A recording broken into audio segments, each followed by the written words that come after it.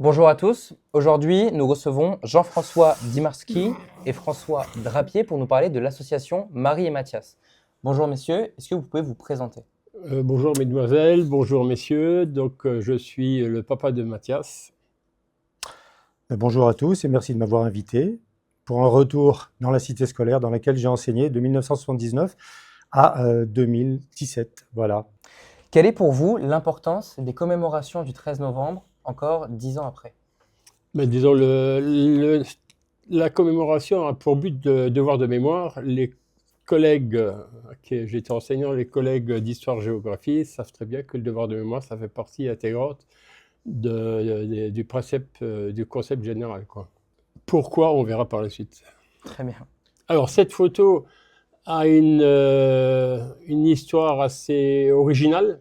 Alors, elle date de 2014, ils étaient en vacances, donc c'est un an avant. Ils étaient en vacances, ils étaient encore en quatrième année de leur école respective de commerce et d'ingénierie du BTP. Et donc, ils étaient en vacances à Milan, il y avait l'exposition universelle. Et donc, voilà, ils ont fait la photo devant le dôme, ce dôme de Milan, bien connu, avec des jeunes qui sont assis là. Et ils avaient donc toute une série de photos qu'ils avaient fait. Et quand ils s'étaient revenus, Mathias nous m'a montré les photos en expliquant tout ce qu'ils avaient vu. Et quand il est arrivé sur la photo là, il a dit ah ben celle-là, elle est loupée parce qu'il y a eu un coup de vent et donc la mèche de Marie est venue vers moi. Et d'ailleurs, on a la photo qui a été faite juste après. Bon, c'est pas tout à fait mais à quelque chose près les mêmes mimiques. Mais là, il n'y avait plus la mèche. Ils ont recommencé, quoi. Et quand c'est arrivé en 2015, parce que, alors bien sûr, comment ça se fait, c'est le mystère de la jeunesse qui échange entre eux. Et donc en 2015, donc en fait, on a eu des témoignages, parce que Mathias faisait aussi des concours européens de BMX, freestyle. Et donc cette photo-là, on a eu le retour d'Argentine, parce qu'il avait des Argentins qui connaissaient hors BMX.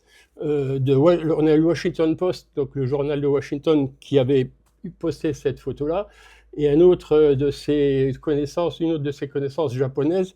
Donc il y avait un journal de Tokyo qui relatait l'attentat et qui montrait cette photo-là. Donc comme quoi, elle a fait le tour du monde, alors qu'au départ, c'est une photo qui était gâchée, qui était loupée. Alors pour faire suite à la question précédente sur l'importance des commémorations, pour vous, pourquoi est-ce qu'il faut se souvenir de cette date précisément? Déjà, j'allais dire naïvement parce que j'y crois, mais c'est un vœu pieux, c'est que pour plus que ça se reproduise. L'être humain est capable de faire des aberrations, des choses abjectes, voilà. Et donc cette barbarie-là, pour qu'elle ne se reproduise plus, bah, il faut savoir que ça a existé déjà, parce qu'il y a beaucoup des jeunes comme vous, encore vous étiez tout petit, mais il y a des jeunes bientôt qui seront nés après 2015, qui n'auront aucune idée de ce que ça peut être, et surtout aussi pour pas qu'il y ait de négationnistes qui disent ah ben non, c'est un montage, comme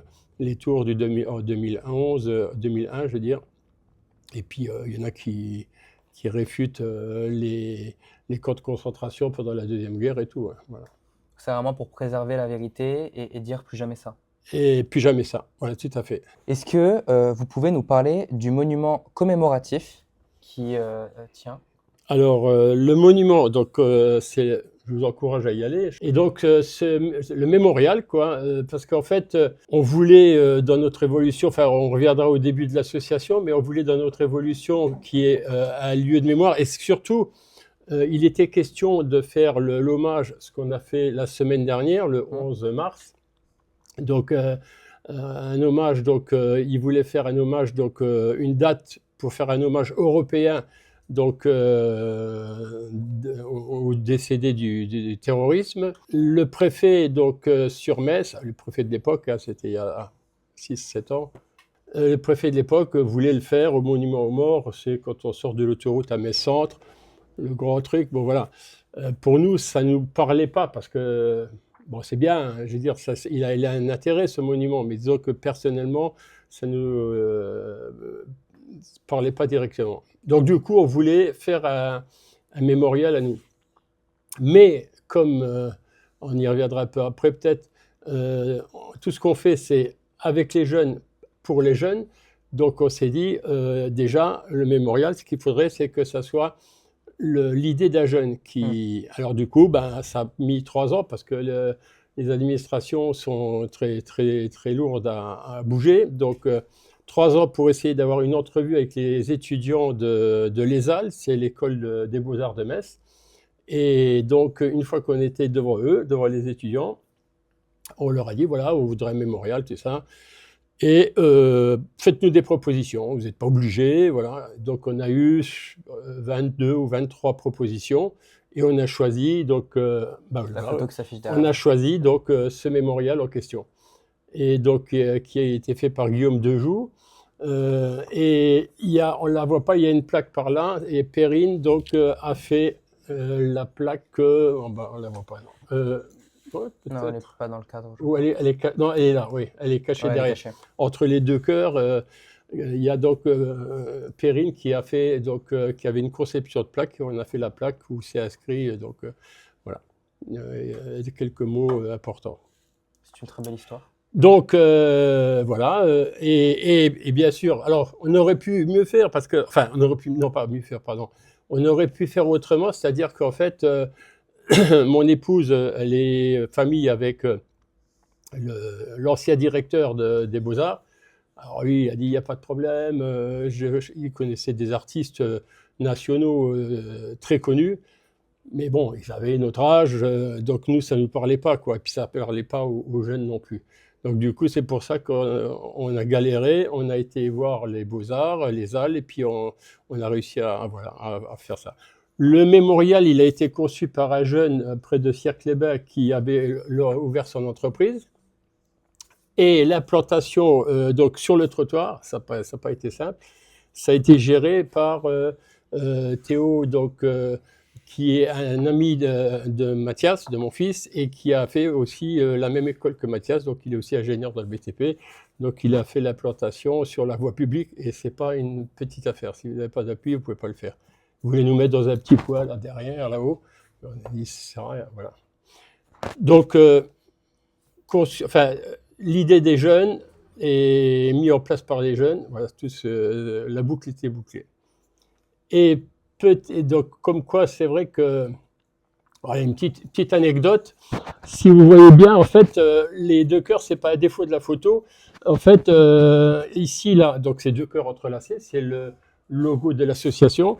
Et il y a ça vient vers l'avant, ça vient vers l'arrière, vers l'avant. Donc en fait, moi je pensais au départ, c'est fait pour que ça tienne bien dans le temps. On fait toujours, quand on fait des télés avec France 2, Valentin pour France 3, ou alors TF1, et un coup, donc au début, on le faisait toujours devant, puis au début, souvent, les journalistes s'étaient émerveillés, et puis il y en a qui me disent, mais c'est incroyable, cette position là, un peu croisée, on a l'impression qu'ils vont avancer. Pardon. Et en fait, Guillaume, donc celui qui est à l'origine de ça, il a dit, il ne nous l'avait pas dit, mais il a dit, Jean-François, c'est fait exprès, les deux cœurs, 2M, bras dessus, bras dessous, ils continuent à avancer. D'où aussi par l'hommage aussi, donc on va de l'avant, mais il faut être plus fort, il ne faut pas que ça se reproduise. Bien sûr. Donc comme quoi, vous voyez, les jeunes, on a bien fait de prendre ça. Et c'est une magnifique symbolique. Voilà, une belle symbolique, tout à fait. À présent, est-ce que vous pouvez nous parler du logo de l'association? Pourquoi ce logo? Alors, pourquoi ce logo? Encore une fois, la jeunesse. On a la première réunion qu'on a fait à Blida, je ne sais pas si vous connaissez Blida. Non. Il y a des concerts de musique, c'est un centre donc, pour jeunes, avec des jeunes, des startups de jeunes qui font diverses choses dans la gravure, dans le bois, etc. Et donc à Blida, la première fois, on devait faire, on en parlera après, donc pourquoi on a été à Blida. C'est vrai que c'est une longue histoire. Oui. Et donc à la première réunion à Blida, on avait un jeune homme là qui était, en fait c'est un styliste, mais on ne savait pas, on ne le connaissait pas, on s'est présenté, il a donné son nom. Et donc il était assis dans un fauteuil, puis on était en train de mettre en place le premier événement à Blida qui durait une semaine. Et puis il écrivait, bon. Et à la fin de de la séance, il est venu vers moi et bon, il avait pris plein de notes sur sa feuille, mais comme c'est un styliste, un graphiste, bah, il fait des coups de crayon. Et en fait, il avait donc les deux M, Marie-Mathias. À gauche a commencé deux M qui sont entrelacés, mais vraiment des M. Et il a joué sur les arrondis pour terminer à droite sur deux cœurs, donc entrelacés. Et donc il y avait toute la déclinaison et on a pris et il m'a dit ben voilà, choisis le logo de l'association, cadeau, ça sera pour vous. Et donc du coup on a pris celui-là. Donc c'était ça nous est venu comme ça dans les bras, voilà. À présent, comment est-ce que vous est venue l'idée de l'association Marie et Mathias? Pourquoi avoir créé une association? Alors pourquoi il faut peut-être dire aussi que bon, les jeunes, je vous avais dit, nous ont beaucoup aidés, Oui. Soutenus. Ce qui s'est passé, c'est que, en petite parenthèse, la messe d'enterrement qui a eu lieu donc à Sainte-Thérèse, près du lycée Louis-Vincent, elle a complètement été gérée par les jeunes. C'est-à-dire que c'est des jeunes qui, la plupart font du BMX, c'est pas du tout le genre à aller à l'église, donc ils ont tout géré, un diaporama, des vidéos dans l'église, c'était formidable. Mais ils nous ont fait ce cadeau de tout prendre en main pour nous soulager. Voilà. Début de 2016, donc quelques mois après, ils avaient dit bah, tiens, ça serait bien, on se voyait de temps en temps, ils venaient à la maison, on buvait un coup, un café et tout, et tiens, ça serait bien de faire un hommage. Donc c'était la première notion d'hommage qui nous venait un peu à l'esprit, enfin qui nous venait en face, un hommage, quelque chose pour eux, à leur image et tout. Marc Dubois, bah, c'est un ami de Mathias. Moi, Marc Dubois, je l'ai connu, il avait 17 ans, quoi. Bon, bref. Et donc, Marc avait dit, bah oui, il faudrait voir la mairie de Metz, tout ça. Donc, du coup, on y a été. Ils étaient partants pour nous donner un coup de main, pour nous donner Blida pendant une semaine, pour avoir tout ce qu'on voulait pour faire. Donc, on a fait une soirée de concert de musique, enfin, plus que la soirée, c'était presque la nuit. Mais ils ont dit, le problème, c'est que on va vous payer ça, mais on ne peut pas vous le payer à vous, parce que c'est une histoire de droit. On ne peut pas payer ça à une personne physique, c'est-à-dire à une personne. On peut payer ça à une association. Donc, du coup, il faut créer l'association. Voilà. Ça, c'était début février. Et du coup, on s'est dit, on va faire une association. Le problème, c'est que ici, localement, il y a encore les lois allemandes. Pour créer une association, il faut plusieurs mois. Et c'était trop tard parce qu'ils voulaient faire ça début juin.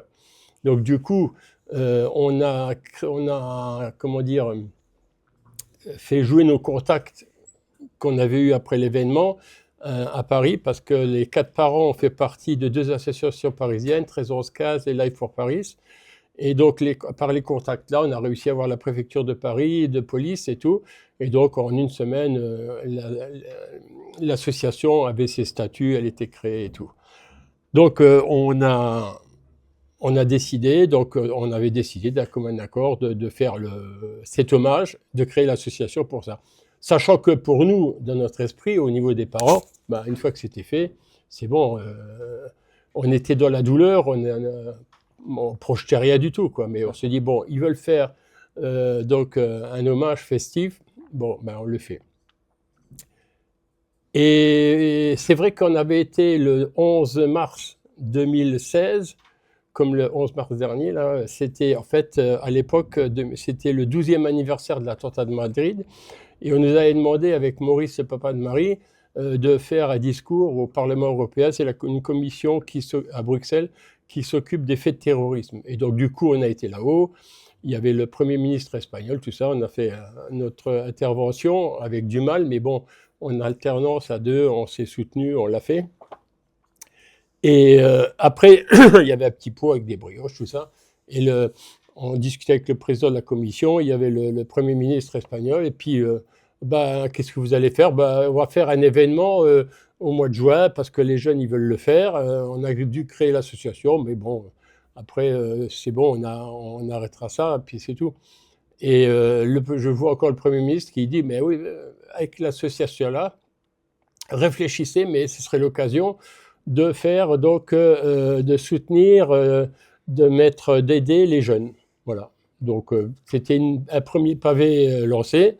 On a fait l'événement au mois de juin. Après, on s'est dit, nous on avait oublié le coup du Premier ministre espagnol, on s'est dit, bon, avec les jeunes, on a dit, bon, dans le bureau, il y a les 4 parents et 6 jeunes, 3 donc copains de Mathias et 3 copines de Marie.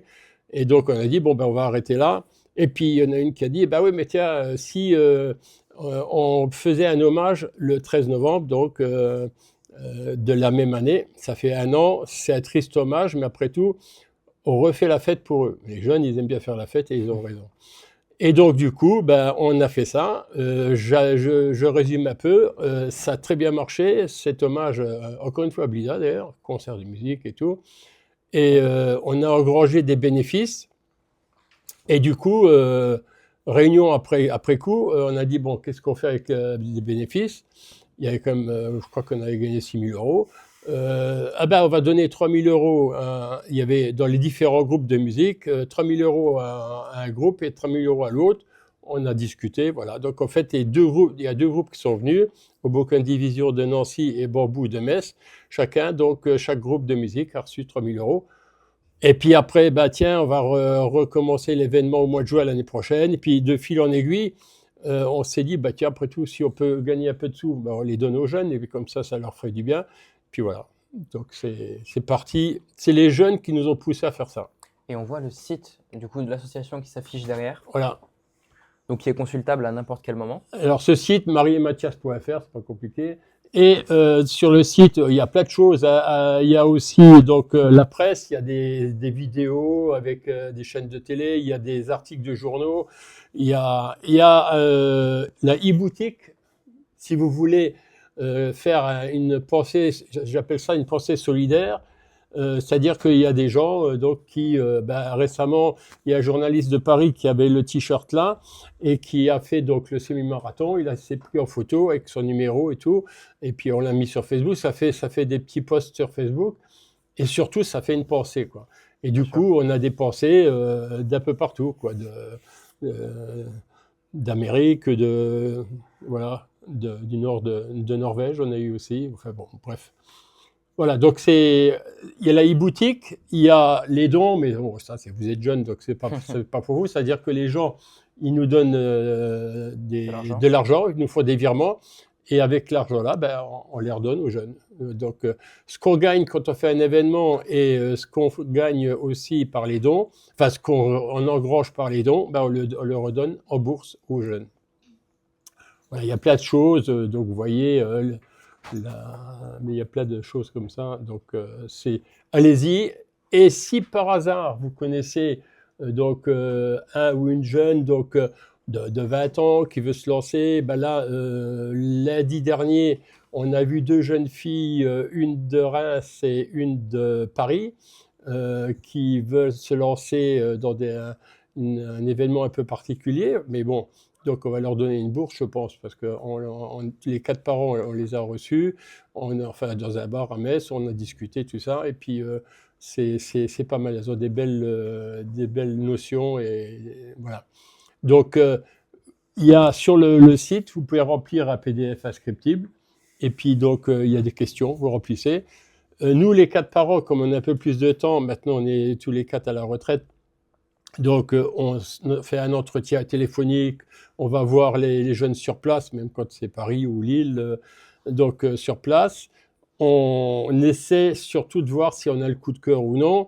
On voir aussi si le jeune il est appliqué, on aime bien qu'il soit appliqué dans des associations locales ou non. Et après, donc on fait une visio pour justement, parce qu'on a malheureusement, enfin cette année on en donnera plus, mais on a 8 bourses à donner de ces 1 500 euros, comme a dit Valentin. Donc du coup, après par visio, on parle de chacun des boursiers possibles et puis on en sélectionne. Là, il y en aura 4, 5, 6 peut-être pour le mois de juin et puis après pour le novembre. Voilà.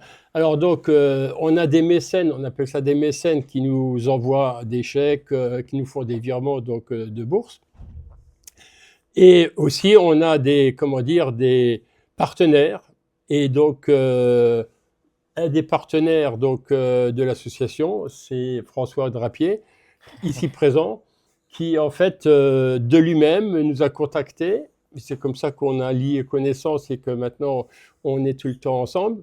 C'est qu'en fait, il a dit, bah, voilà, je suis artiste, je ne le connaissais pas hein, précédemment, je suis artiste, et ce que je peux faire pour vous, c'est faire une exposition de mes œuvres, donc qui se sont passées à Bellecroix, sur les hauteurs.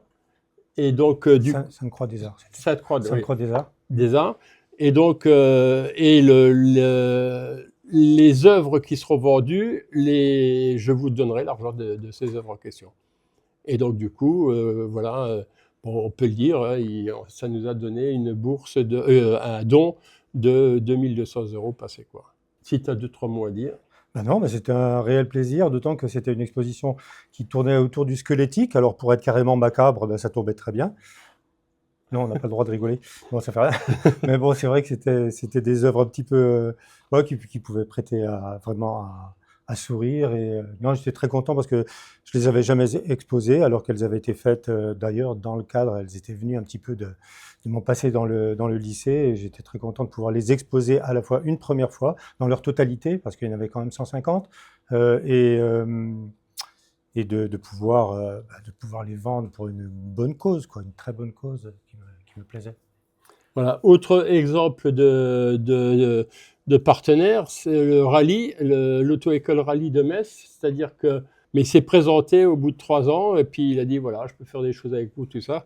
Et en fait, donc là maintenant, actuellement, il y a un jeune d'une école de Metz qui a peu de moyens, qui est dans l'école de Mathias, entre parenthèses, en première année. Et donc, comme ils ont besoin du permis quand il faut un stage ouvrier la première année, après il y a des stages évolutifs.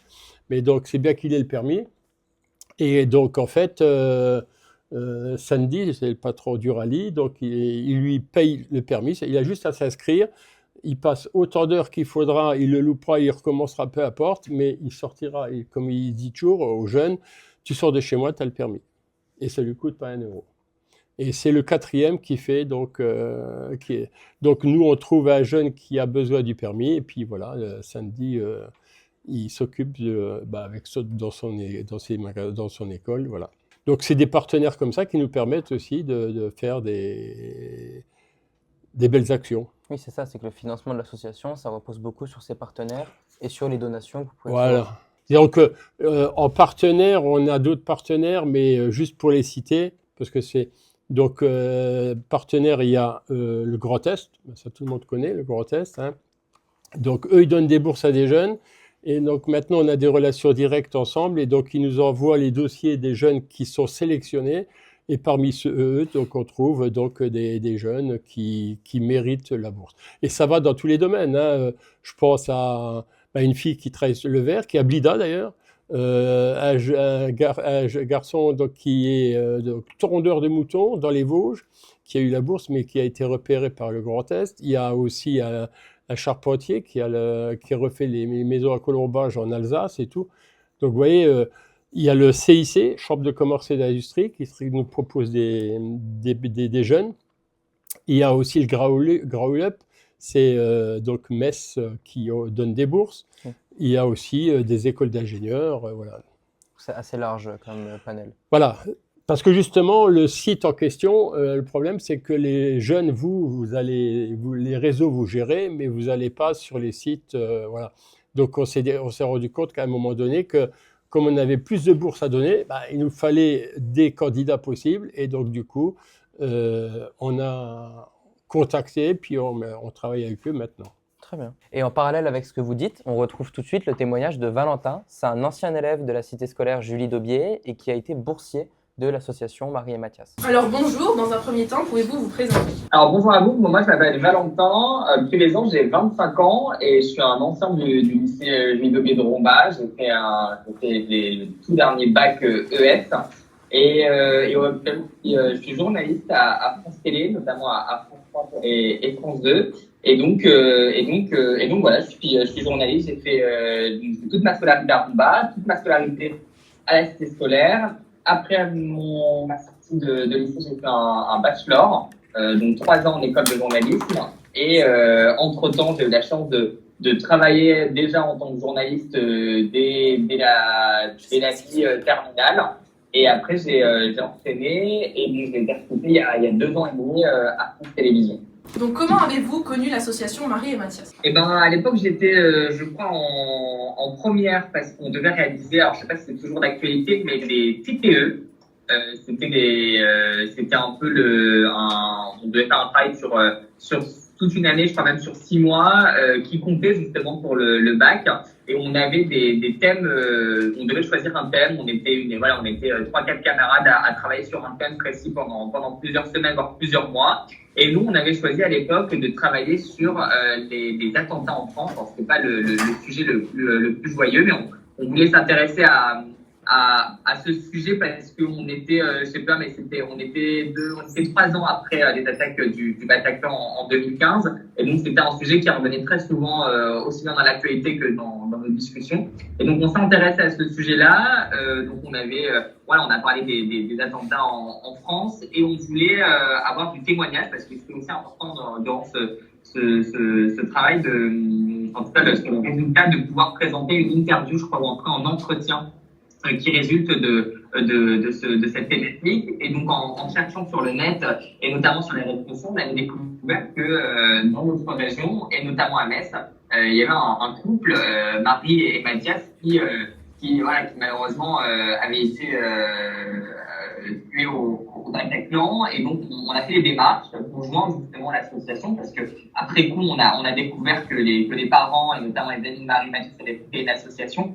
Et donc, on s'est dit, ça serait super intéressant de pouvoir recueillir le témoignage, soit de l'association, soit directement des 2 parents sur les attentats de manière générale aujourd'hui en France, mais sur également leur vécu. Et donc, on a pris attache avec eux et on les a rencontrés un soir. Je m'en rappellerai toute ma vie, je pense, dans un café en face d'un lycée à Metz. Et on a échangé avec eux pendant plus de 2 heures et demie, voire 3 heures. C'était extrêmement compliqué parce que c'était un sujet qui était très sensible, très compliqué à aborder, et encore plus quand on a 16 ans et qu'on fait face à des parents qui ont perdu leur fille et leur fils dans une attaque comme celle-ci. Et donc c'était un échange très très constructif et assez intense. Et donc c'est comme ça qu'on a fait connaissance de l'association, quoi. Et donc, quel projet avez-vous déposé et qu'avez-vous demandé à l'association? Alors, c'était un peu particulier parce que moi, on est arrivé dans ce bar à Metz avec pas mal de matériel, notamment audiovisuel, que le lycée d'ailleurs nous avait prêté pour filmer cette interview. Donc, on a emménagé un petit studio dans ce restaurant messin. Et par la suite, je crois que c'était Jean-François Dimarski qui m'a rappelé, me disant qu'il avait été assez impressionné du travail qu'on avait effectué durant cet entretien. Et c'est à ce moment-là qu'il m'a proposé de me subventionner, en tout cas d'être boursier de l'association, pour me permettre par la suite d'acheter du matériel audiovisuel, ce que je lui avais fait comprendre que plus tard, j'aimerais bien me tourner vers le journalisme et commencer à faire des petits reportages par-ci par-là, et que il fallait un peu de matériel, parce que jusqu'à maintenant, j'utilisais un peu des caméras qu'on me prêtait ici par-là, et l'idée c'était que je puisse acheter du matériel. Donc il m'a dit, Valentin, pourquoi pas, ça pourrait être intéressant que tu deviennes le boursier de l'association, en tout cas l'un des boursiers de l'association. Et donc, ça serait intéressant qu'on puisse monter ensemble un projet. Donc, c'est un peu particulier parce que j'ai pas réellement déposé un dossier comme auraient pu peut-être le faire d'autres boursiers, et comme on peut toujours le faire actuellement. C'est l'association qui est venue me chercher pour me dire que ça pourrait être intéressant que tu deviennes notre boursier. Parce que moi, j'avais pas connaissance qu'on pouvait déposer des dossiers de boursiers, quoi. Et donc, qu'avez-vous obtenu? Ce que j'ai obtenu, c'est j'ai obtenu un chèque, et pas des mois. Alors, je crois qu'à l'époque, c'était 1 200 €, qui m'a d'ailleurs permis de pouvoir subventionner une partie de ma toute première caméra que j'ai achetée. Donc voilà, c'était une subvention de 1 200. Je crois que maintenant c'est 1 500. je parle sous le regard de JF derrière. Mais oui, c'était 1500 euros, ouais. Et qu'est-ce qui vous a donné envie de vous impliquer dans l'association? Ce qui m'a donné envie de m'impliquer, c'est déjà la motivation, le combat que les parents portent, et tous les amis de Marie et Mathias. Moi, je vous dis, cet entretien là, que j'ai eu pendant 2h30, 3 heures là, dans un bar à Metz, ça m'a bouleversé parce que c'était l'histoire qu'ils nous racontaient. Je vais utiliser le terme incroyable, mais la façon à laquelle ils nous racontaient, je me dis mais comment ils sont capables de nous raconter tout ça alors qu'ils ont vécu le pire. Et le fait de monter une asso, d'avoir des amis engagés, de monter des projets et de continuer à se battre malgré cette tragédie, et en plus de ça de continuer à encourager la jeunesse à aller de l'avant et dire voilà, il faut qu'on reste positif malgré cette horreur. C'est ce qui m'a donné envie davantage de les soutenir, de véhiculer leur message. Et c'est notamment comme ça que je suis rentré dans l'association en tant que chargé de communication, en tout cas vaciller pour faire parler de l'association. Je me suis dit il faut si je peux mettre un peu une pierre à l'édifice, en tout cas mettre ma contribution à l'édifice, ça peut être génial, quoi. Et à l'heure d'aujourd'hui, que faites-vous concrètement pour cette association? Alors oui, justement, aujourd'hui, donc très rapidement, JF et Maurice m'ont dit voilà, Valentin, on te subventionne, mais nous on aimerait bien par la suite, voilà, que tu restes avec l'asso, que tu puisses, voilà, avec la caméra que tu auras pu acheter, que tu puisses continuer à faire des vidéos. Et moi, ça me semblait totalement naturel. Il n'était pas question que je prenne le chèque et que après je pars avec le chèque et que je revienne plus du tout les voir. Et donc voilà, c'était totalement naturel de les suivre et de pouvoir les aider. J'avais quelques connaissances en communication, quelques petites connaissances en vidéo, et je me suis dit si je peux leur apporter ça, en tout cas mettre le peu de connaissances que j'ai à contribution de l'asso, ou en tout cas à faire véhiculer leur message aussi bien dans la presse que sur les réseaux sociaux, je me suis dit pourquoi pas. Et donc aujourd'hui je suis un chargé de communication, en tout cas je sais pas, c'est un grand terme, mais je m'en occupe entre autres de la communication. Et ce qu'on fait, c'est qu'on va gérer les réseaux sociaux. On a monté, il y avait déjà des réseaux sociaux de l'association, mais on les alimente, on crée du contenu, on informe les gens des différents événements. Lors des événements, on est sur place, on fait de la vidéo, on continue à alimenter les réseaux sociaux. On fait de la vidéo aussi pour remercier les partenaires, toutes celles et ceux qui accompagnent l'association. On réalise des communiqués de presse. Je sais qu'une année on a remis tout en forme. Le site internet, par exemple, c'était un long combat, je pense 6 mois, facile, voire 1 an pour tout remettre en ordre sur le site internet, pour que on puisse avoir toutes les archives des derniers événements. On puisse également créer toute une page dédiée à ces fameux jeunes qui doivent postuler pour obtenir des bourses. Et donc voilà, c'est un peu global, parce que c'est pas réellement déjà il n'y a pas de poste et c'est pas une fonction particulière, mais vraiment si je devais résumer un peu ce que je fais pour l'asso, en tout cas ce qu'on essaye de faire, c'est de véhiculer, continuer à faire parler de l'association, même quand il n'y a pas d'événement, même en période un peu creuse, de continuer à communiquer un maximum, quoi. Merci d'avoir répondu à toutes nos questions. Et de rien. Alors, je reconnais là le caractère de Valentin qui est très modeste, et je peux vous donner des indications beaucoup plus approfondies. C'est-à-dire que quand il est venu, il nous a demandé, et puis il nous a interviewé pour son TPE, il est venu avec 2 jeunes filles. Ils avaient un matériel de fou. Moi, c'était un ami qui avait un bar et un restaurant. Je lui dis, bon, on en a pour une demi-heure, il va nous filmer un peu, et puis c'est bon, c'est réglé. Ça a duré 3 heures, comme il dit, parce que lui, si ça va pas, il recommence tout à zéro. Hein. C'est vraiment il est très maniaque, il faut que ça soit parfait. Et donc, pour 3 heures, ça durait quoi sur les réseaux 2 minutes, quoi. Mais c'est comme ça.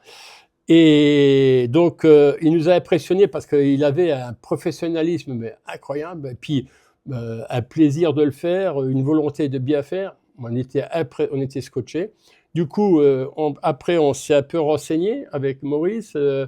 Donc, on a des relations un peu poussées avec des journalistes. Donc, il y a Philippe Marc, journaliste au République à l'oreille, dit « Ah ben, je le connais, Valentin, il est à la grande région et de temps en temps, il vient avec moi parce qu'il adore ça. On va sur le terrain, on fait des reportages ensemble et tout. » Il avait 16-17 ans, votre âge, quoi. Hein.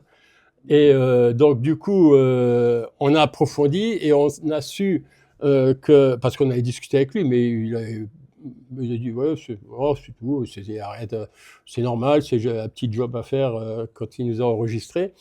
Et donc, on a contacté la Grande Région et la Grande Région se dit, ah bah si, on le connaît bien, parce qu'en fait, il faisait partie pendant 5 ans, donc à 17 ans, il a fait 5 ans donc, du conseil donc, des jeunes du Grand Est, donc il faut déjà le faire parce qu'il y a des réunions et tout.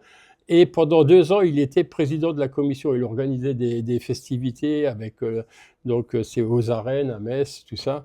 Donc on s'est dit, punaise, c'est incroyable. Et puis après, on a su que de temps en temps, il faisait des petites vidéos pour Télé Mirabel. Maintenant, ça s'appelle autrement. C'est Moselle TV. Moselle TV. Là aussi, on a été voir sur place. Ah, Valentin, il était connu comme le loup blanc. Hein, il est formidable et tout. Donc du coup, on s'est dit, ça c'est un gars et il sera journaliste. C'est pas possible parce que c'est vraiment, il a ça dans ses gènes. Voilà. Donc on l'a découvert, mais par contre, on a été ébahis de voir le professionnalisme, puis la volonté de bien faire, de fignoler, mais vraiment, voilà. Très bien, bah merci pour ce complément d'information. Donc, un complément d'information, c'est que Valentin fait partie du pôle communication de l'association. Il y a Valentin, il y a Dylan qui est photographe à l'Assemblée nationale à Paris, et il y a aussi Marie-Sophie qui s'occupe d'événementiel à Grenoble. Donc, vous voyez, c'est pour ça qu'on fait des visios, parce qu'ils sont dans le bureau, pour quand on a vu des candidats, pour voir un peu notre ressenti, voilà. Et pour vous donner donc leur efficacité, mais c'est comme vous les jeunes, c'est qu'en fait, des choses que nous, on pourrait même pas faire, pour ainsi dire.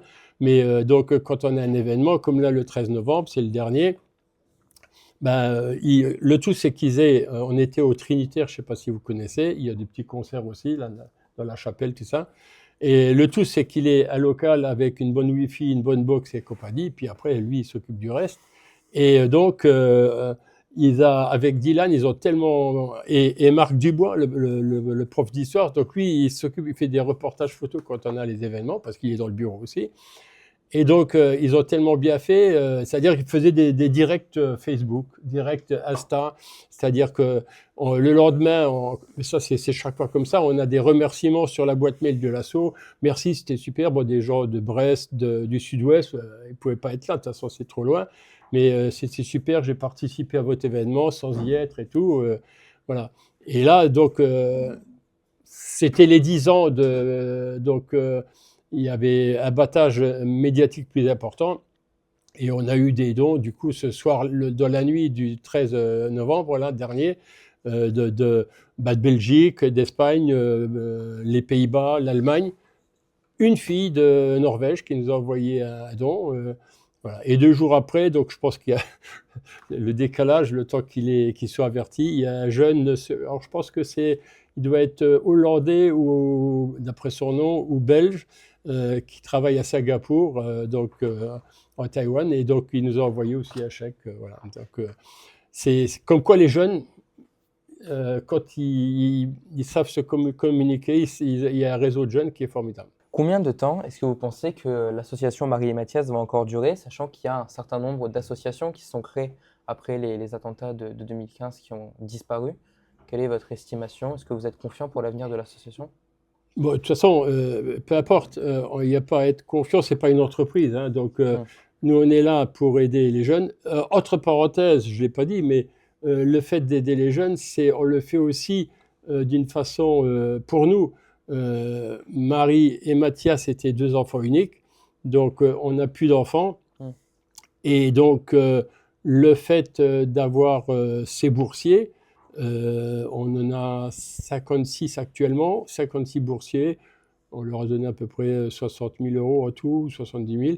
Mais disons qu'on les contacte de temps en temps. Et nous, on est fiers d'eux. Et c'est vrai que c'est important d'être fiers de la jeunesse. On est fiers d'eux et eux, ils sont fiers de nous parce qu'en fait, on a cru en eux. Donc, c'est voilà. Après, combien de temps ça va durer? Difficile à dire. Franchement, peu importe. L'important, c'est que ça dure le plus longtemps possible et puis qu'on aide le plus de jeunes possible. Et puis, si c'est repris, tant mieux. Mais bon, le but n'est pas là. Le but, c'est surtout déjà de le faire. Voilà. En tout cas, on sent vraiment cet amour et la confiance que vous avez envers la jeunesse. C'est assez beau dans votre discours. Vous avez une vraie confiance pour la jeunesse? La jeunesse nous a aidés, comme je l'ai dit, à encaisser le coup quand c'est arrivé, à tenir le coup, parce qu'il faut dire que quand il y a la fête des pères, la fête des mères, ben, nous on n'a plus d'enfants, mais les jeunes ils nous envoient des petits mots, des bouquets de fleurs. Donc c'est vrai que la jeunesse elle est digne, elle est belle. Pour clôturer cette émission, j'aimerais vous poser une dernière question, un petit peu moins centrée sur l'association, plus globale, mais qu'est-ce que vous pensez du projet de faire un musée mémorial du terrorisme et que pensez-vous aussi de certains lieux comme le Jardin des Souvenirs? Alors, il y a plusieurs choses là. Donc déjà, le musée, c'est une longue histoire et c'est, je pense, enfin bon, en plus là, c'est les élections municipales, donc à Paris, on ne sait pas qui sera maire Oui. et est-ce que le maire va faire quelque chose ou non. Parce qu'en fait, il y a 3-4 ans, 5 ans, donc il devait y avoir un musée donc, au Mont-Valérien. Donc c'est un musée qui existe depuis la guerre de 14-18. Il y a eu donc une partie après sur 39-45 et donc ils voulaient mettre ça là. Le problème c'est que bon, c'est un musée qui part en décrépitude, donc il y a du travail à faire là-dessus. Et le problème c'est que en fait c'est à l'ouest de Paris, mais carrément au dehors de Paris. Donc ce qui veut dire que faire un musée déjà, quand on a été le visiter avec les associations parisiennes, parce qu'on en fait partie, nous, les 4 parents, ben, en fait, on a discuté avec ceux qui font la gestion de ce musée. Bon, on s'est rendu compte que il n'y a pas grand monde qui y va, parce que c'est loin. Hein, si vous allez à Paris, vous n'allez pas prendre le métro à Neuilly, donc après vous prenez le RER. Des problèmes Pour arriver d'accessibilité. là-haut. Donc, voilà, si vous passez 3-4 jours à Paris, vous n'allez pas le faire. Donc, du coup, c'était trop décentré, mal placé. Voilà. Il devrait, alors, actuellement, le dossier en cours de travail, c'est de le faire à Paris, dans des anciens locaux, donc industriels, semi-industriels, on va dire, mais Paris même. Donc, c'est un bel endroit. Mais est-ce que ça va être fait? Ça, c'est difficile de s'engager là-dessus parce qu'on ne sait pas parmi les ministres, parce que ça aussi, ça change vite. Oui. Hein, vous savez, Surtout en ce moment. comme nous, on est bénévole pour la 13-11-15 et Life for Paris, surtout 13-11-15, donc on en a vu des projets qui ont chaud de l'œuf. Le Jardin du Souvenir, par contre, c'est quelque chose qui est formidable. Si vous avez l'occasion d'aller en voyage scolaire en fin d'année scolaire, je vous encourage à y aller. Il se trouve juste derrière, vous tapez sur Google Maps, il n'y a pas de problème, mais c'est juste derrière la mairie de Paris.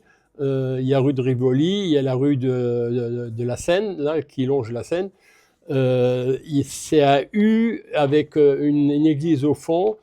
C'est un ancien parking avec des gros arbres qui a été réhabilité. Il a été, comment dire, aménagé avec de la terre et des plantes de telle manière qu'au cours de l'année, du début, donc bientôt, là, ça commence déjà, on y va dans 2 semaines, et jusqu'à novembre, le 13 novembre, il y a toujours des fleurs. C'est pas les mêmes, mais donc en fait, ils ont choisi les fleurs, les arbustes pour que ça fleurisse, que ça soit en fleurs un peu toute l'année. Le principe, c'est qu'en fait, il y a des blocs de granit, de marbre brut, quoi, sur lesquels, alors, il y en a qui sont bruts et lissés d'à côté, et vous avez les noms des personnes qui sont inscrites. Pour le Bataclan, ça fait... et donc, pour vous donner un ordre d'idée, le Bataclan, je ne sais pas si vous savez, mais Bataclan et les terrasses, ça fait à peu près... Bon, il y en a un qui est décédé au Grand Stade, ça fait 132 décédés, quoi. Hein. Direct ou indirect, parce qu'il y en a 2 qui se sont suicidés par la suite. Et un qui était blessé, puis l'autre qui s'est suicidé, Fred, dessinateur justement que François connaît. Et donc, il y a les noms, et en face, il y a un bloc de granit noir, c'est haut comme ça, mais c'est tout en longueur, on peut s'asseoir et contempler les noms, et puis voilà. Et on voit les photos derrière. C'est un endroit voilà, on voit les fleurs, voilà, l'église au fond, vous voyez, c'est beau. On est abrité de la circulation, c'est-à-dire qu'on n'entend pas du tout les voitures, alors que Rivoli, ça roule à mort, quoi. Oui, donc un bel endroit, ça c'est la mairie. Donc là, on a l'église dans le dos, ça c'est la mairie en face. Les noms, voilà. Et et il y a aussi donc un bloc pour le Bataclan, un bloc pour les différentes terrasses, un bloc pour le grand stade. Donc en fait, c'est réparti avec donc une répartition un peu, j'allais dire, dans l'espace, enfin en surface qui correspond à l'implantation des terrasses et du Bataclan dans Paris, avec aussi des petites lumières. Bon là maintenant ça va être foutu, mais disons que si vous allez à l'automne, à l'hiver, en fait il y a des petites lumières qui scintillent et ils ont recréé, on a travaillé dessus pendant un bout de temps, hein, parce qu'il fallait avoir les moyens, bref. Et ils ont recréé en fait le ciel de Paris le 13 novembre 2015, avec les petites étoiles, les petites LED qui scintillent. C'est un endroit de repos, c'est un endroit où on va se recueillir, c'est un endroit où on va, voilà, tout l'intérêt. Il y a le BHV à côté, il y a plein de magasins, il y a le Marais avec plein de magasins, plein de choses à voir, à faire, des musées, etc. Et donc en fait, les gens viennent là, ils viennent s'asseoir. Ils viennent grignoter un croissant ou un casse-croûte. Voilà, c'est un lieu de vie et de recueillement. Donc ça, c'est formidable. C'est moins macabre qu'un musée en lui-même.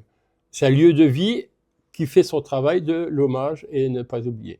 Très bien. Donc bonjour François Drapier, donc ancien professeur au lycée de Julie Daubié ici et donc adhérent à l'association Marie et Mathias. Comment est-ce que vous avez connu du coup l'association Marie et Mathias? C'est un petit peu long, mais disons que c'est une histoire j'allais dire de livres. Tout part des livres que je vous invite toujours à lire. Ne négligez pas les livres.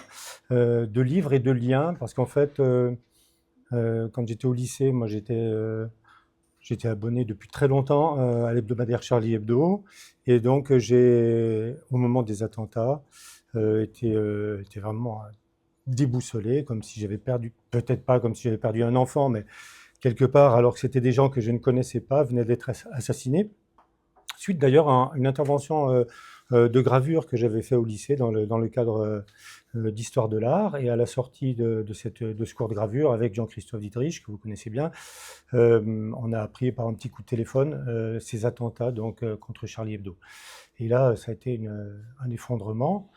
Et par la suite, j'ai vu que sur un forum littéraire à Thionville, un des dessinateurs de Charlie Hebdo, en l'occurrence Luz, qui ne faisait pas partie des victimes parce que tout simplement il s'était réveillé un peu tard pour fêter son anniversaire dans la pièce où la rédaction en chef de Charlie Hebdo, donc il a échappé à ces attentats, et sa femme venait présenter à Thionville un de ses livres sur son ressenti de l'attentat. Et donc, voilà, pour moi, c'était Charlie Hebdo, les attentats, c'était ça, j'étais extrêmement touché. Donc, j'ai été à Thionville, et c'est là que j'ai rencontré d'abord Maurice Lauge, qui était invité, et avec lequel on a eu pas mal d'échanges après. C'est pour ça que je disais une histoire de livres et de liens. Je pense que c'est quelque chose qui est fondamental. On a discuté, et on a été amené à se revoir, toujours au travers du livre, au Salon du Livre de Metz, en avril, où j'ai rencontré après Jean-François, parce que j'avais écrit ce petit bouquin, enfin écrit, c'est bien un grand mot, mais c'est un livre gravé sans parole, donc écrit non, c'est pas le bon terme. J'avais dessiné un livre gravé sur un roman graphique qui retraçait un petit peu mon émotion, et ce que j'avais ressenti au moment de ces attentats. Et j'ai rencontré donc Jean-François, j'ai revu Maurice, ils ont acheté mon petit bouquin, on a échangé, etc. Ils ont su que je joue un petit peu de musique, voilà, à mon petit niveau. Ah oui, c'est vrai. Et finalement, ils m'ont demandé d'intervenir avec le groupe dont je fais partie à leur commémoration. C'était la 9e commémoration, donc place Jeanne d'Arc, devant le mémorial. Ce qu'on a fait avec évidemment un grand plaisir, parce qu'en plus, avec le groupe auquel j'appartiens, on ne joue pas tous les jours. Voilà, donc c'était vraiment très très bien. Et voilà, donc en fait, Marie et Mathias, le 13 novembre, évidemment, je me rappelle, comme tout le monde, où j'étais quand j'ai appris cet attentat horrible. Mais ce qui a fait que je me suis senti complètement près d'eux, j'allais dire, alors entre guillemets, c'est une bien grosse expression, faire partie de la famille. Hein. Autant je me sentais de la famille Charlie Hebdo, alors que je ne connaissais pas du tout les gens, hein, vous voyez. Et là, je me suis senti près de vous parce que je vous ai rencontrés et qu'on a échangé, qu'on a parlé. Donc cette histoire de lien, c'est fondamental. C'est pour ça que je ne crois pas, moi, personnellement, tellement au devoir, enfin, à l'impact du devoir de mémoire. Enfin, en tout cas, à son efficience sur plus jamais ça. Moi, je pense que récurremment, dans le monde, la preuve est apportée que, ben voilà, il y a des attentats partout envers des innocents, voilà, pour des raisons d'ailleurs très diverses. Donc, je ne crois pas trop à cette efficience, mais je crois surtout, en tout cas, à l'impact qu'il peut générer, comme aujourd'hui d'ailleurs. Je pense que le lien qui est généré par cette réunion, par ce forum, j'allais dire radiophonique, enfin, voilà, comme ça. Le journalisme. Ouais, du journalisme, voilà, c'est un devoir, enfin, ça fait partie du devoir de mémoire et ça contribue vraiment à ce que les gens se sentent plus proches. Il y a un livre que j'ai lu il n'y a pas très longtemps d'Alessandro Barrico qui s'appelle Novecento et c'est un type qui naît dans un bateau et qui n'en sort jamais en fait. Il fait la transatlantique Europe-États-Unis, hein, et chaque fois au moment de descendre, il descend pas. Il descend pas et il dit cette phrase que je trouve vraiment pour moi énorme. Il dit la Terre est un bateau trop grand pour moi. Et c'est une échelle qui dépasse l'homme, c'est-à-dire que moi, par exemple, j'imagine que vous aussi, vous entendez à la radio, je sais pas, 200 morts dans une école en Afrique, qui était victime, enfin, qui était pris de 200 élèves qui ont été pris en otage, etc. Et bing, bon, les terroristes, voilà. Et le lendemain, vous n'y pensez plus parce que vous ne les connaissez pas, parce que il y a une fréquence de ce genre de choses qui peut être trop difficile à supporter sur Terre. Donc, et vous ne connaissez pas les gens. Voilà. Donc, je pense réellement que c'est la connaissance à la fois des gens eux-mêmes, évidemment, qui ont été des victimes directes des attentats, mais aussi de ceux qui gravitent autour avec toute enfin, la modestie que ça peut sous-entendre, mais qui font qu'on se sent. Et moi, voilà, c'était mon cas. Et quand voilà, j'ai rencontré Maurice et Jean-François, après, voilà, c'est pas concevable que je ne puisse pas m'investir à ma petite échelle sur les actions de cette association. Voilà, j'étais un peu loin, pardon. Pas de problème. Donc Jean-François nous a parlé tout à l'heure de votre exposition que vous aviez fait pour récolter de l'argent, pour ensuite la reverser à l'association. Mais est-ce que vous avez un autre engagement au sein de cette association? Comment est-ce que vous la soutenez? Alors, au sein de l'association, j'avoue que non, je n'ai pas eu d'autres engagements, si ce n'est que effectivement réaliser cette exposition, je veux dire, apporter quelques petites touches à ce que je sais faire pour abonder, mais voilà, maintenant c'est en réflexion, c'est-à-dire j'ai pas tout d'un coup lâché cette exposition et puis permettre de récolter quelques dons sans qu'il y ait une suite, évidemment. Mais alors bon, j'ai appris parce que je n'y ai jamais participé en fait à cette fameuse marche qui a lieu le 1er mai, enfin début juin. Non, début juin, oui, c'est ça. Voilà. Et je dis ça, en fait, ça tombe exactement en même temps que l'anniversaire de mes 2 petits-enfants, donc ça tombe très mal. Oui, c'est pas là. Et c'est pour ça que je n'y ai jamais participé. Et cette année, malheureusement, bon, voilà, cette marche n'a pas lieu. Donc, c'est pas par cet intermédiaire que je vais pouvoir m'investir. Mais dès que l'occasion sera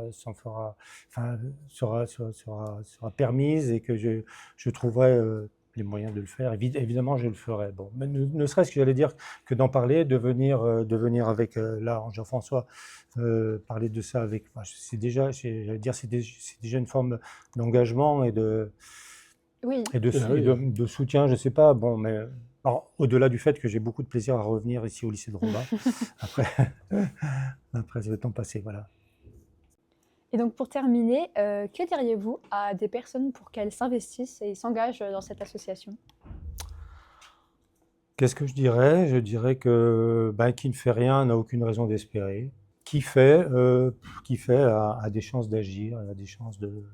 C'est peut-être la retranscription d'un proverbe un peu véhiculé, je ne sais plus.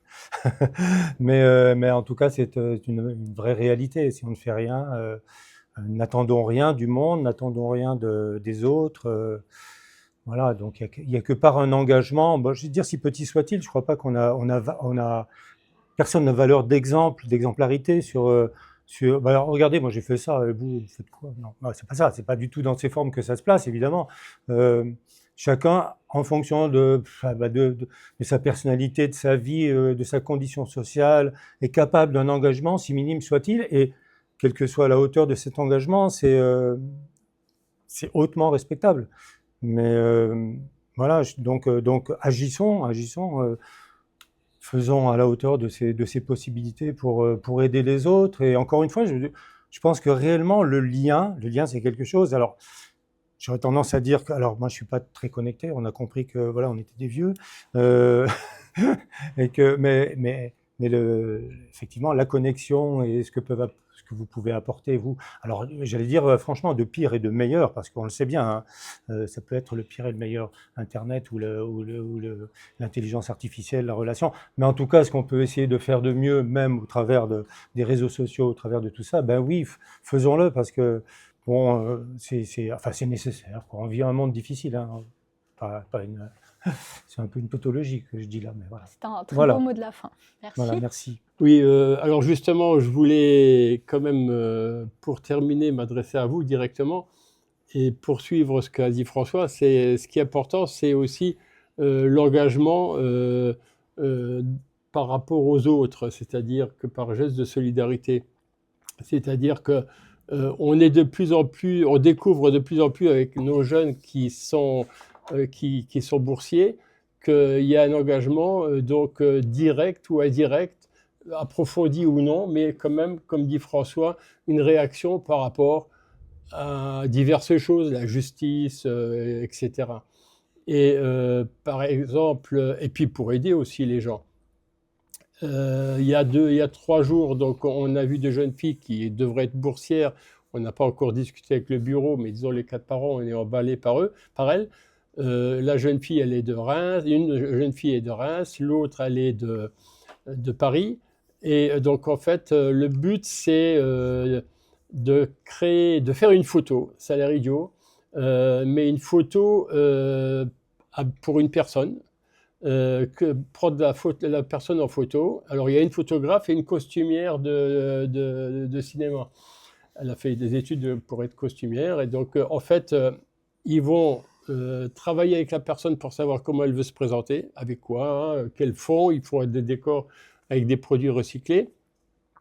Et le but, en fait, c'est que cette photo-là, en fait, la personne, elle en soit fière, ce qui fait que, ça lui permet d'être plus sûr d'elle, parce qu'il y a des gens qui sont donc en manque de confiance.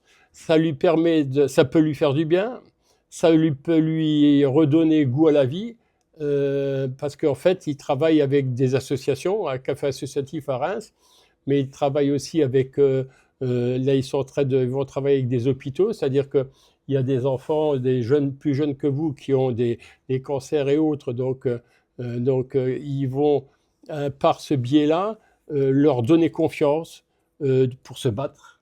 Donc, solidarité. D'autant plus que, alors, autre exemple d'engagement, il y a Léo Cani, donc lui, il compose de la musique, et ce qu'il fait maintenant, il travaille avec le rectorat de Metz-Nancy. Il va dans des écoles primaires et aussi dans les collèges, et en fait, il fait composer de la musique aux jeunes. C'est-à-dire qu'il les prend en main, il les guide et tout, et chacun fait un petit morceau de rien du tout, mais personnel, pour prendre confiance et être fier de et se dire, après tout, moi aussi, je suis capable de le faire. Dans le même état d'esprit, on ne les a pas sélectionnés, mais on les a découverts après. Il y a une jeune fille qui a eu une bourse, qui a fait l'école de Condé à Nancy, Et elle, en fait, elle fait ça en lycée professionnel où les jeunes sont souvent en échec scolaire, entre guillemets, on les a qualifiés d'élèves en échec. Et donc, elle les prend pendant 15 jours. Et puis, donc ils font une photo en noir et blanc. Mais pas forcément d'eux-mêmes, hein. Là, c'est une photo de paysage et tout. Elle leur demande, elle les travaille. Et ils développent la photo. Et après, ils font une exposition. Puis, ils sont fiers de ce qu'ils ont produit, une œuvre d'art, à leur niveau. Vous voyez, comme quoi. Et ça, c'est une solidarité parce qu'en fin de compte, ils rendent service aux jeunes en question. Il y a aussi un engagement qui est important, mais ça, je pense que vous êtes un peu conscient, un engagement aussi au niveau donc, de l'avenir. Je ne parle pas des conflits, je parle de l'avenir au niveau du changement climatique et autres. Et donc là, on a un jeune il est de Toulouse, il a fait ses études à Strasbourg, et quand il nous a contactés, après il travaillait, il était ingénieur dans l'environnement, à Orléans, donc dans la grande région d'Orléans, et il trouvait qu'il faisait n'importe quoi. Enfin, il n'avait pas les moyens de faire ce qu'il fallait faire pour reverdir les écoles. On en parle, mais Dieu sait que ça avance pas tellement, etc. Et donc du coup, aussi bien il était ingénieur, il avait un poste en vie et tout, il a tout arrêté. Il est parti à Lille parce que sa copine elle habitait à Lille et donc il s'est dit je vais récupérer les ordures, donc les déchets alimentaires dans les restaurants, tout ça, et je vais les transformer, faire du compost. Ça a l'air complètement idiot parce que va dire tiens, il est ingénieur, il gagne je sais pas combien, et puis alors, toujours est-il que là maintenant, dernièrement je l'ai eu au téléphone parce qu'on aime bien les suivre comme je vous l'ai dit. Il est à peu près à, on va dire, par semaine, 3000 tonnes de déchets alimentaires qui sont recyclés. Il y a le Louvre-Lens où il va récupérer tout. Parce qu'en plus, il va là-haut. Alors, bien sûr, en vélo cargo. Hein, il n'y a pas de voiture, il n'y a pas d'essence, pas de pollution. Et donc, il avait un petit local. Là, maintenant, il loue un local plus grand. Parce que du coup, à l'année, le compost en question, donc il travaille les déchets pour faire du compost et puis il le revend à des jardineries ou alors à des particuliers. Et ça marche bien. Et il est heureux de ce qu'il fait pour la nature, de ce qu'il fait pour l'environnement.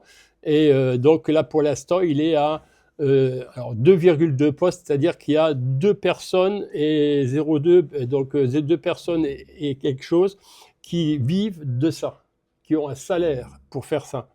Donc bravo, ça pourrait être farfelu au départ, mais il faut y croire, il faut les aider. Voilà. Donc ça, c'est une belle chose. Alors, je terminerai juste par un mot, excuse-moi, mais il y a un mot, je l'ai peut-être cité, je pense, c'est solidarité, un mot qui est important et que j'encourage à faire vôtre et à l'appliquer, c'est-à-dire la solidarité. C'est-à-dire que Nicolas Paradis, c'est le jeune de Lille, il est solidaire de tous ces jeunes-là qui en ont marre d'avoir la nature qui part à volo, etc.